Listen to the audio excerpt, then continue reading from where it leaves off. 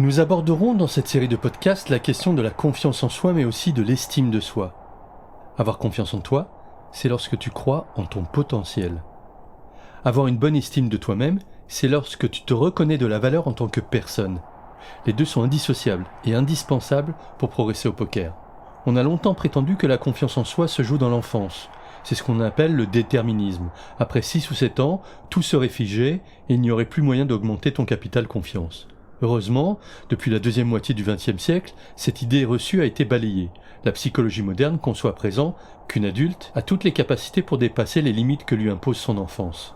Nous parlons alors de résilience, cette compétence qu'a l'humain de transcender son passé et même de se construire à partir de celui-ci, quand bien même il aurait été douloureux ou traumatisant. L'adulte peut donc, en douceur et sans souffrir, transformer ce qui l'empêche d'avancer. Nous n'irons pas plus loin, car cette application n'est pas psychothérapeutique et n'a pas pour prétention de te soigner. C'est à une transformation douce et à la portée de tous et toutes que t'invitent ces audios, afin d'affirmer ton style pokeristique avec confiance. Plus tu gagnes en confiance, et plus tu acceptes de prendre des risques.